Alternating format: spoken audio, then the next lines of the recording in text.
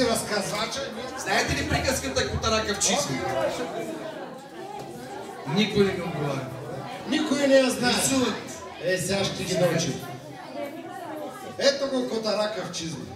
Знаеш ли приказката Котарака в чизми, моето учи? Сега ще научи. И аз се научих вчера. Някой знае ли е случайно? Ти ли? Не, тя ще играе, тя ще е принцесата. Ще участваш, така ли? Добре, принцесата. Един воденичар оставил на тримата си сина скромно наследство. Чакай, тук имаме само две деца. Още едно дете ми трябва. Кой е трети? Ела тук. Ела. Ама ти след Ти си воденичар. Ти си воденичар. Ти си роден за воденичар. Един воденичар, като бат Емшо, оставил на тримата си сина скромно наследство своята воденица, магарето и своя котарак. Ето заповядай магарето на тебе. Магарето, на другия дай воденицата. А на тебе воденицата, че си по-голямата. А на третия дай котарак. Ето едно котенце. Ще избяга, бе. Значи, най-големия е получил воденицата. Най-големия да не. Магарето, това с магарето. Добре, душите средния магарето. Как прави магарето?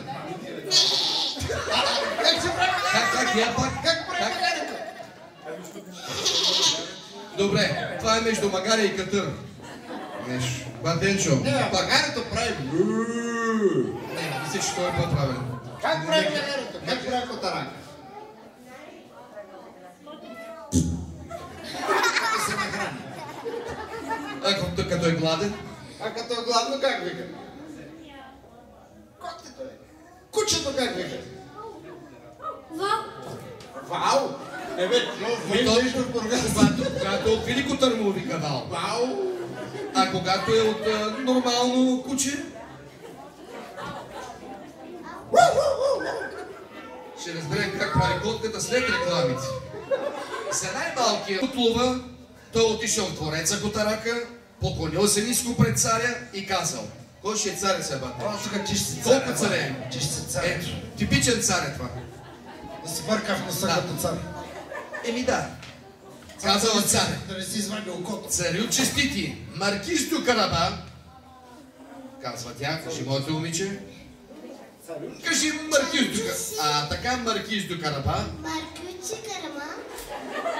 Не Маркучи, бе! Нищо, ще го приемем. Нищо и така става. Тя си има собствена трактовка. Маркучи Карама! То не е зло. Трябва хубаво А той бил италянец, се казвал Маркучи.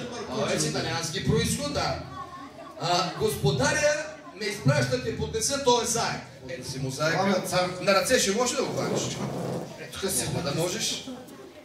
Добре. Ти си царя. Айде. Дай му заека сега.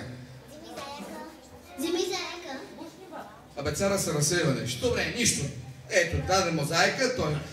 Така, кажи на господарят се отвърнал царя, че съм много доволен... че съм много доволен от подаръка и му благодаря. Той благодаря. Царя благодари. Кажи благодаря.